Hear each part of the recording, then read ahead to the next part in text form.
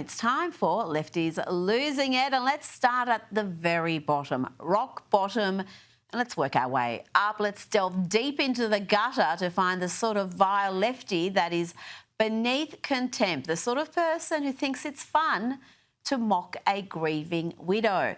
Just imagine how soulless and desperate for attention one must be to do this. That young man, I forgive him.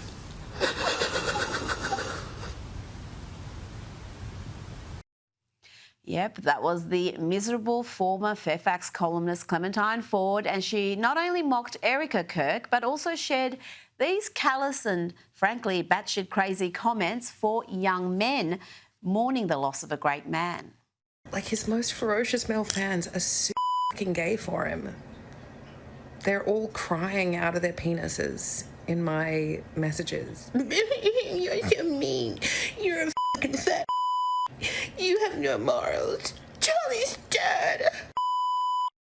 That's the modern left for you. They are as toxic and thick in Australia as they are in the US and the UK. Now let's go to the US and hear from another scrote. This one sounds demonic. Hey MAGA, how bad does it hurt? The Jimmy Kimmel's back, but you guys can't get your person back. And guess who that is? That is Shelby Campbell, a Democrat candidate for Congress in Michigan. No, really, she is. Hi Michiganders, specifically Detroiters. Do you guys care that Charlie Kirk has passed away? Yeah, I didn't think so, because my district is primarily black people, and Charlie Kirk said awful things about black people. So, no, I think my district will like me because I advocate for them as a white person. So...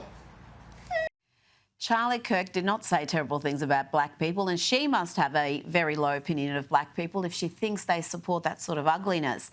Now, let's check in on the body positivity movement. One of their biggest, excuse the pun, activists is Tess Holliday, who is taking a stand. She is blocking family and friends, anyone who does not subscribe to her worldview.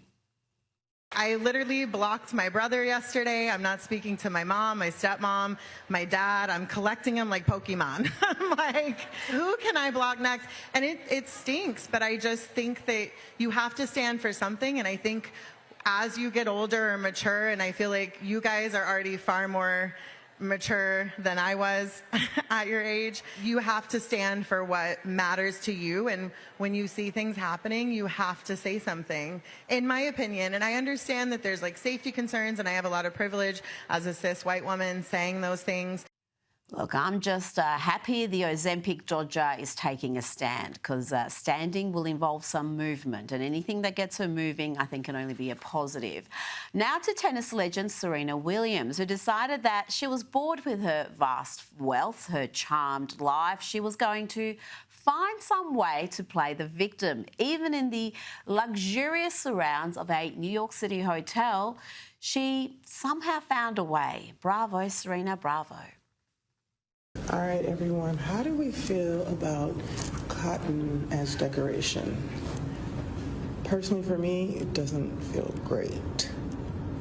So actually, it feels like nail polishing for cotton, natural.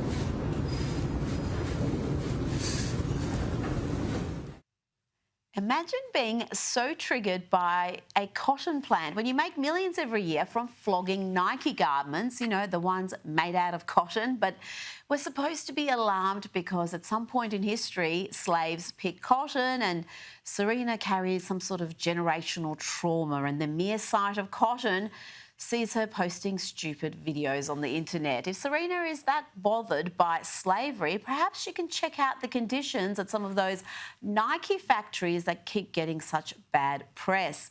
Now to run off this all-female edition of Lefties Losing It, and yes, that includes Gavin Newsom, who's coming up. He's an honorary Banshee tonight.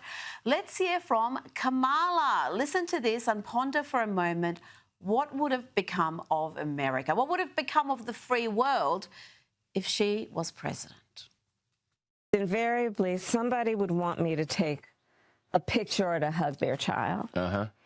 And someone in the back would hand that baby over through the crowd Up to you. of people who would Bless the hold and baby. carry but pass the baby See? and then pass the baby back. Pass the baby back. And I don't know, there was something about that when it would happen. What can you even say? It's terrifying, terrifying. But we must not dismiss Kamala as some sad joke, some word salad clown, because she's also dangerous. Listen to her here engage in some inflammatory rhetoric at the worst possible time. At a time such as this, it demands one thing for sure. We must fight fire with fire. Now let's hear another example of Democrats engaging in reckless rhetoric, particularly knowing how unstable and prone to violence their supporter base can be. Here is California Governor Gavin Newsom, the man who wants to fail his way up to the White House.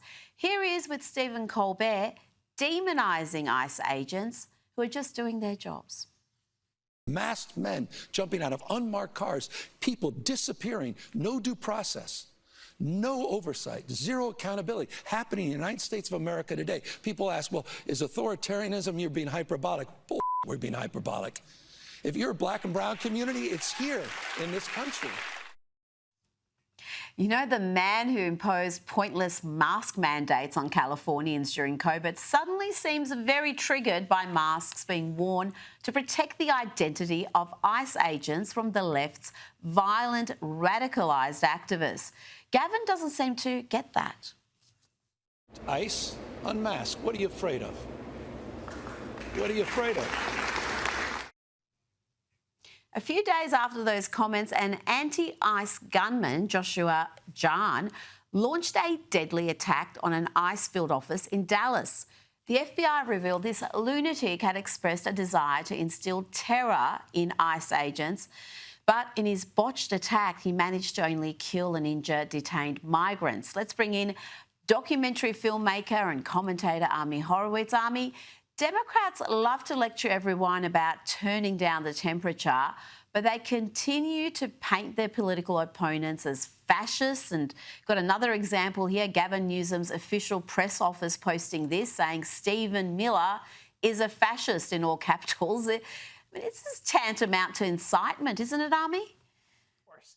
Look, Chris Murphy, who is a professional idiot and is cosplaying as a congressperson, specifically said that that kind of language is not incitement because they're focusing on the definitional language of incitement is a legal definition, and they're trying to say it hasn't reached that legal definition which you can be jailed for. We're not talking about that. We're talking about what does one's rhetoric directly lead to. I don't know what you expect when you see all of this leftist violence this year, when you've spent the last year talking about Donald Trump, his policies, as a fascist, as a Nazi, as the man who will steal democracy from you.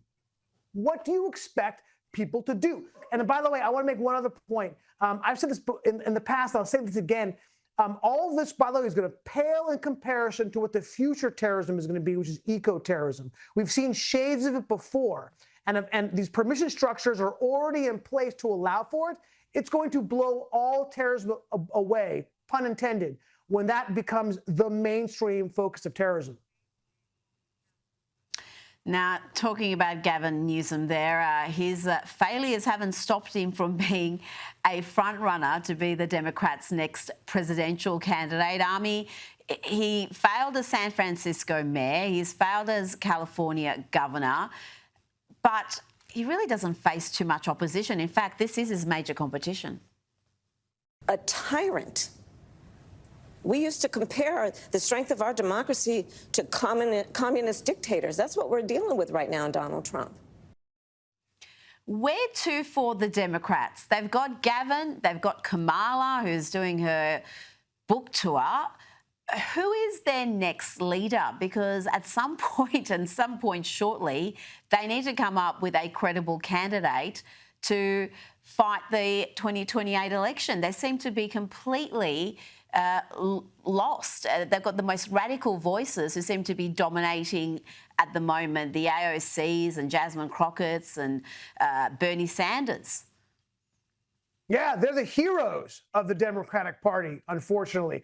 I don't hear large-scale opposition to Mamdani, running as an open socialist / communist in New York. By the way, and in that clip you played of Kamala, she was part of that permission structure we've been talking about saying, hey, demonizing President Trump as a communist dictator. I mean, this is insanity. This is a mainstream politician speaking like this. Look, I don't know if you guys have this in your crazy. And Army, right after that, sorry to interrupt, but right after she called Donald Trump a communist dictator, she went on to endorse Mamdani, an actual communist, for the next mayor of New York. So the permission structures you're talking about, they're completely lost, the Democrats. Where are their values? I mean, where are they so far left now that the AOCs and Jasmine Crockett's are now really their mainstream? Or is there a sensible demographic that's going to come to the fore in the next year or so? Yeah, no, they are mainstream. As I said, they're heroes, the Democratic Party. Look, you talk about, is there a mainstream candidate? Yeah, I suppose Josh Shapiro is. He's running at the end of the pack for the 2028 Democratic nomination in the recent polls. Kamala Harris, you just talked about, who lost her race, she lost, is still in the last 14 different polls they've had that have come out this year. She is first or second in most of them, okay? She is absolutely, she has gunning for this nomination. She turned down the gubernatorial race in California because she wants to keep her options open for the race in 2028. She's still involved in national political debate. She's still fundraising. She's still going to all the meetings. She's absolutely, right now, she's one of the people, the leaders in the clubhouse. And and by the way, don't sleep on Gavin Newsom. You talked about before. I know we all see him as a clown, which he is. But what I'm telling you is there's a reason why he won over and over again as governor of California. He knows he can hide his radical policy, and he does in fact fake it as a mainstream politician. He knows how to debate very well. I know we laugh at him on our side, but the truth is he's very, very good at it. And I would not sleep on him at all. No, he was even trying to be the sensible centrist, despite what he's done to California, sitting down with conservatives. He even had Charlie Kirk on his podcast, and he's trying to present a very different image that is a bit more palatable to people outside of California. We'll see how that goes.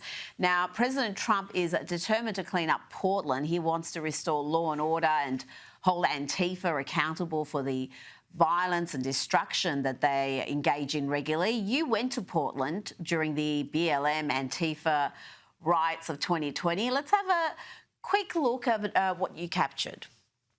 Even after they were attacked with glass, bottles, and rocks. At one point, I was hit by a propelled gas canister. There were groups of people interrogating journalists. They warned me that if I portrayed the protesters in a negative light, I would face street justice. And after being recognized, I was pelted with broken glass. In the words of the protesters that I spoke to, the goal of these protests is to encourage societal breakdown so that it could be rebuilt in their own warped image. Army, that was 5 years ago. How much have things changed in Portland? President Trump wants Antifa to be designated a domestic terror group, but Democrats and many in the media claim that Antifa doesn't even exist. It's not an organised group. It's just packs of people who come together occasionally to burn down things and bash people. How do you see it? You've been there on the ground. Is there a need for intervention? Yeah, you asked me how much has changed since that video that I shot nearly 5 years ago. Zero has changed, Rita.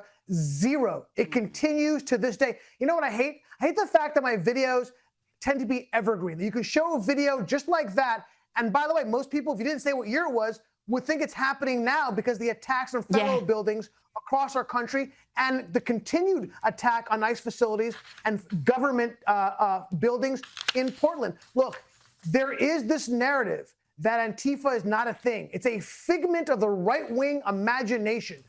I've been undercover with Antifa, right? I have gone and met with Antifa. They have threatened me over and over again, both online and in person. No, they are real, okay? They are funded. They have a plan, and their plan is destruction of our society. They are the soldiers of the left wing, the literal soldiers of the left wing. Look, when you go to these places, right, and you see Antifa, for example, when you go to Chaz, right? Do you remember when Seattle was taken over by Antifa? Oh, yes. And all these places, they dress the same. They're armed the same. Yes, they are armed. They wear insignias. They have the same banners. Don't lie to me and tell me that they're nothing, right? That they're just some random people coming up and putting on this Antifa label. Yes, they don't have a president. They don't have a particular hierarchical structure. But look, if it walks like a duck, if it quacks like a duck, it's a duck. They have chapters, right? Specific, the Rose Antifa chapters, the chapter in Portland, right? The John Brown Gun Club in Seattle. These are actual chapters. If you go into the Anarchist Handbook, right, the Anarchist Handbook library, they specifically set out how do you create your own chapter. And they have a set of terms you have to abide by, okay? So don't lie to me and tell me they don't exist. They do, and they are a threat, a true threat to us and our democracy. Ami Horowitz, thank you so much.